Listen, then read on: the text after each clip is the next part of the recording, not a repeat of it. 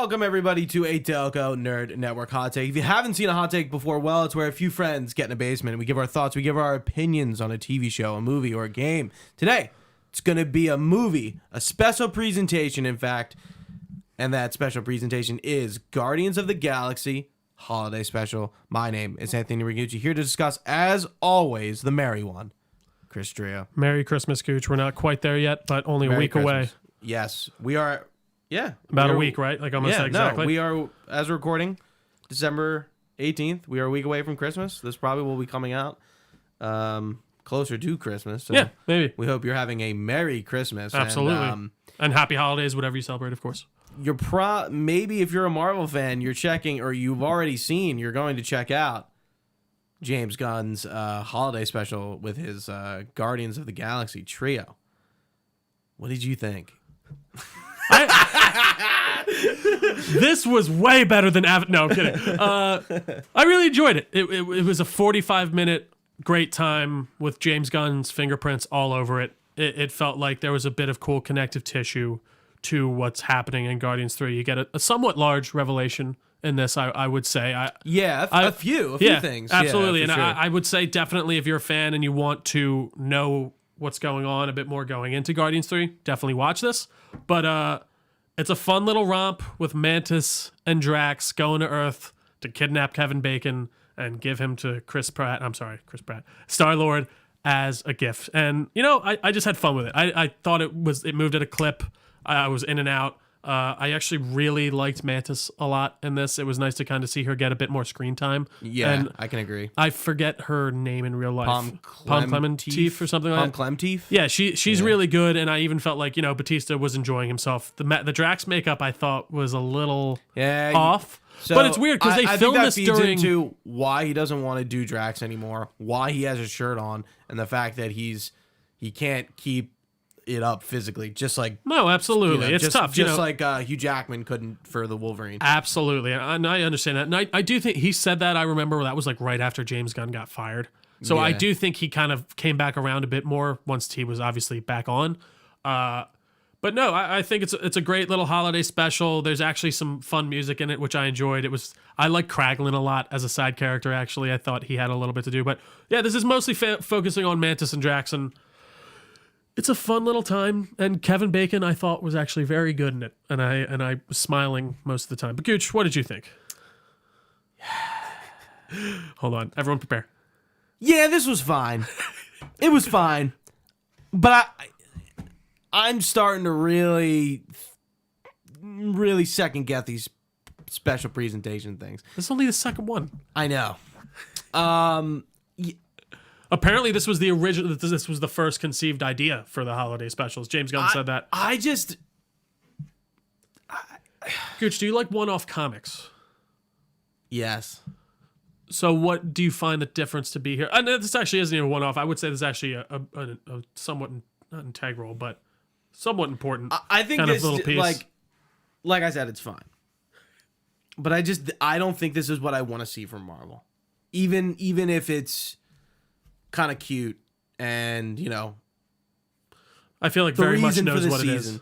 I just don't care about this at all. I don't feel I think it's probably the least James Gunn thing James Gunn's ever done.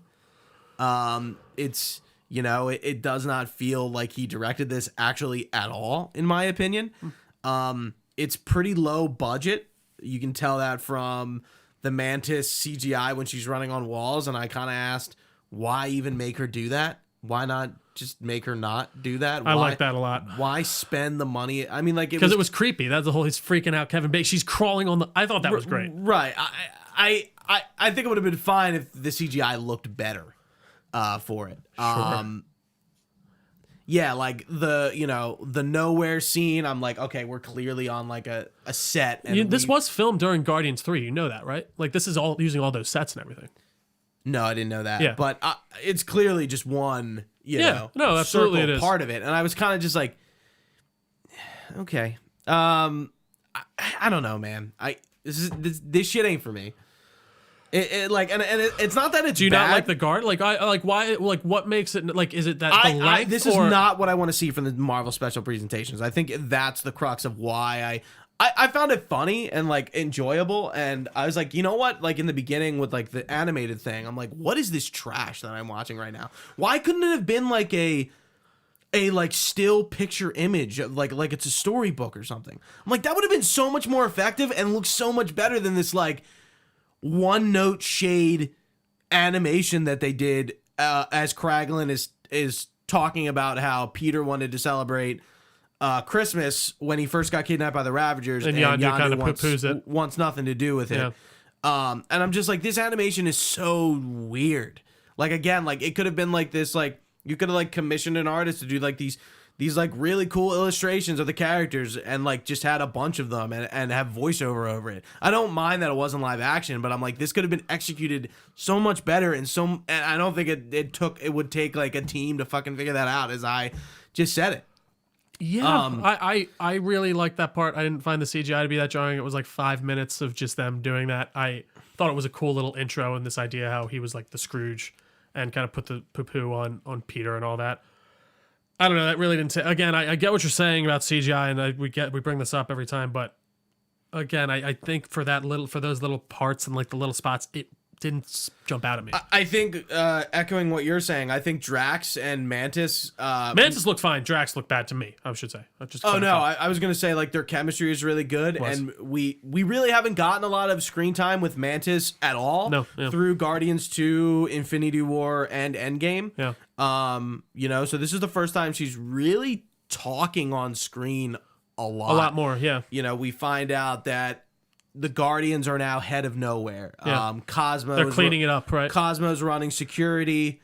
I love seeing Cosmo. Yeah, I did like Cosmo a lot. His CGI looked good. Yeah, again. Yeah, like his like dog. It wasn't all CGI, but like sometimes like his like I emotions. think I honestly, it probably was 100% CG. You think? Because getting a dog for like SPCA reasons and things like that, getting a dog on set is a bitch. Okay. And like really being, yeah. Yeah, but I don't know. It might not be. I was fine with Cosmo, but yeah, the Guardians are, like actually Guardians of the Galaxy. Like they run. They're nowhere. really trying to help things out. Like they're making they're making a difference. Yeah.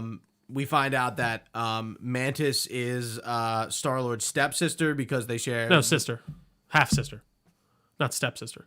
Right. Yeah, stepsister is if they're married. Yeah. Sorry. That's all right. Half sister, because Ego is both their fathers, which makes sense. Absolutely. That was like, oh yeah, I guess that makes sense. It absolutely wasn't like does, a huge revelation, but it was kind of interesting they decided to go there. I'm curious if that was a retcon or was that supposed to be like that the whole time? No, that's an interesting idea. I mean, I could see James Gunn planning that out personally and kind of having that thought in his head. But I don't know. It's funny you say you don't feel like this was directed by James Gunn. I definitely feel the opposite. I feel like Fluval Borg shows up. That was a great little thing. What does he say? What does he say? He's like, I can't remember. Fuck. What does he say? He's because they're trying to get beers. He has like one line. Yeah. He's great. But no, I don't know. I felt like his fingerprints were very much all over the dialogue of this. I think it's a 45-minute kind of obviously thing. So that I think it is only 45 minutes, which is another thing I really liked. It moved at a clip, but. You don't have to have as much time to spend on the more bombastic stuff that maybe Gunn will obviously is more prone to, and you will definitely see in Guardians 3, which I am. What did you just a quick sidebar? What did you think about the trailer for that? Oh, I'm excited for Guardians 3. I'm pumped for Guardians 3. I mean, it's his last Marvel project. Yep. James Gunn's been in the news a lot recently with the DC stuff. #fire James Gunn. I keep seeing that being cried all over Twitter. So it's interesting to is he hopefully he's going to go out with a pretty impactful punch here with Marvel and him wrapping up the Guardians, and I don't think the Guardians will be back after this. I don't think this he said for sure this is the last time this lineup comes. I don't think they're going to try to do the Guardians of Maybe, the Galaxy again. I could see greedy I could see greedy Disney being we're bringing them back, and especially considering I do think there is kind of precedent for it in the way of there have been multiple teams, right? In the way of is Star-Lord always on it? He seems to be at least from the because I know the original leader. In the second movie you see like the original Guardians with that Stallone and like the ice guy, the crystal guy. That was the original team. So I think like Star-Lord was introduced when it kind of really picked back up again in the 90s, but I can't remember for sure. I don't know. I don't know that we would see that. We definitely won't see that whole team again. I don't think I could see like, I don't know, Bradley Cooper being like, yeah, I don't care. I'll come back. Or maybe he's like, no, I'm done. I had a lot of fun with this. It is weird to remember that he is in the Marvel Cinematic Universe. He does such a great job as Rocket. Have you ever seen the videos of him really doing it? He's like on his knees on the floor and he's like, rah, rah, like he's voicing it over. It's hilarious. Speaking of voiceover characters, Groot freaks me out. He's like weirdly built. It's weird. He looks like kind of practical at some points. He does look really practical, and I think that's what I don't like. It's because he looks like a person in a suit, and I don't think I'm buying it. See, it's weird. I'm buying it, but like I'm in the middle. I'm more towards like liking it because it's so drastically different. Because he seems to be like a young adult now is the idea. He's not like a fully grown Groot again yet, but he's a lot more stocky and is like square jawed and everything. Well, and you got to remember this is a different technically He's Groot. Like scary, man. He's creeping me the fuck out. I hate that fucking wooden head. Yeah, I don't know. I did notice that for sure though. I'm trying to think. Kevin Bacon, I don't really have any affinity for. I don't know. I don't necessarily either. I didn't care one way or the other. It is stereotypically like a Christmas episode of like a show that isn't a Christmas related thing. Absolutely. It feels like that, and that's definitely the point, and I think it succeeds. It's fun. Is it like going to become a staple in the Christmas movie sphere? Absolutely not. No, yeah. I don't think so. I agree. Which is fine. Yeah. But I think again, I think my gripe with this is like I think the special presentation thing is not like they're not doing what I want to see from this. And I think Marvel's also recognized. I've been hearing a lot of reports that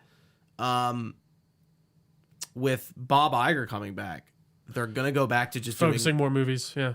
Well, dude, I think they need to. Well, the streaming Phase wars 4 was way too much. Well, streaming wars they're finally coming to a close, Gooch. So many of them are kind of shutting down and realizing like this isn't working. This kind of idea that Netflix does is where you just pile on subscribers and hope that makes up for your losses and things like that. So I do think we're going to see this major shift. I mean, we even see it DC and things like that. It's the films are back, and it's nice. And I do think part of that was to do with the pandemic. I don't know, but I actually got to look back. When was that whole slate announced? It was before the pandemic, wasn't it?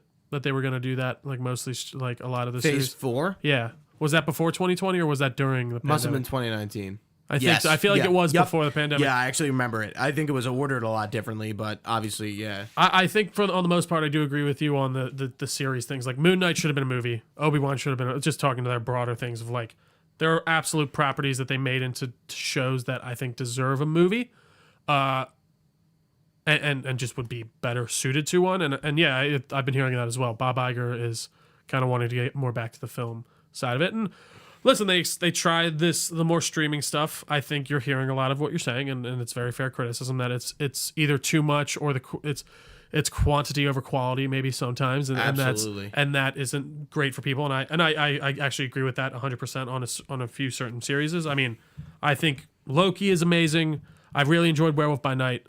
I think these specials and these special presentations are a really cool way to kind of present something even better than these 8-episode long series. Just give me a good 45 to an hour of a singular story, and that's all right for me. I enjoyed it a lot. Yeah, I wouldn't say you need to watch this as a Marvel fan. I think you can look up like a video as to the Easter eggs and the things that happen and be fine. I don't really think if you really. I disagree. I mean, I think I don't think you need to watch this. If you like Marvel stuff, definitely watch it. I mean, that's for sure. Like, I don't know why you. Sure. I think like I don't know. For me, that's what I'm saying. You don't need to watch it. No, definitely not. But well, I mean, we did just. There is one key piece of information with Mantis in it, absolutely, which we kind of, if you're watching this, you already know that. That's definitely the largest reveal, and you see the new ship and stuff like that in action and things like that. But no, could you get the information out of somewhere else? But I don't know. If you're looking for just a fun thing to watch for 45 minutes and easy breezy kind of get through, I say watch it for sure. I did really like the jokes when they're in the ship and they're going back and they're talking about actors and how actors are like shitty. I thought that was funny. No, that was funny. And Nebula's one line of like, maybe not all actors are pieces of shit. Like, it's basically something like that. Yeah, maybe not all actors are pieces of shit. Yeah, it's like something like that. Very funny. It was good. And I like how she gives him Bucky. She gives Rocket Bucky's arm. That was Christmas. so good. She gives Rocket his arm, right? Bucky's arm, yeah. Yeah. Yeah. And, you know, you got to remember they were the only 2 Guardians that weren't snapped. They probably spent 5 years a ton of time together, so they know each other really well. Yeah. That's definitely something to remember as we go into this. They probably have a better relationship than most of the characters And now. James Gunn did say, like, Guardians 3 will be like Rocket's movie for them. Like, that's kind of, he is a big focal point of that. So, Yeah. you know, it's going to be cool to learn more about that. And we see I can't remember the guy's name. He's from Peacemaker. He casted him as the villain. Yeah, the he High looks pretty cool. Evolutionary, I forget his... That's not the same one from the game, right? The gold. That's the gold. What's the church of? It's like, doesn't the main bad guy have a similar type of name in the game? It's like the High something or other. I feel like that leads like that golden church or whatever. No, it's Adam Warlock, but it's No, but like the guy Magus. under him, I thought, I can't remember. Either way, it definitely. No, I don't think, no, he's not the High Evolutionary. Gotcha. Interesting. Yeah, the preacher. Yeah, the preacher man. Yeah. But yeah, I say go watch it. I'd say, again, I don't even know if I classify it as a movie. It is a special. It's like a 45-minute romp, but I would put it at a high tier movie. I really enjoyed it a lot. Yellow's your flick. Anyways, it just feels like sometimes out of spite. When like I can't imagine like know, if you came out, if you came out of this excited, it truly would have been like. I think we would have been in the mirror dimension or something. I don't know what's happening, but I just, you know, James Gunn has such a unique voice, and I do think it pulls through in this and makes it a fun time to watch. So. For us here, it's been a lot of fun talking about this. You guys should definitely check it out. You can find this podcast anywhere podcasts are found. Thank you all so much if you've been watching with us live on twitch.tv/DelcoNerd. You can always see us there. We're on all the social media pages. Just check at Delco Nerds on basically everything. We got a Facebook page. We got a Discord channel, all of which shall be linked below. Come hang out, talk. We have a good time in there. We have a website, DelcoNerdNetwork.com. You can email us with your comments, questions, or concerns. DelcoNerds@gmail.com. We'd be happy to respond. But for Gooch, I've been Trio. Thanks for watching, guys. Stay nerdy, and we will see you next time.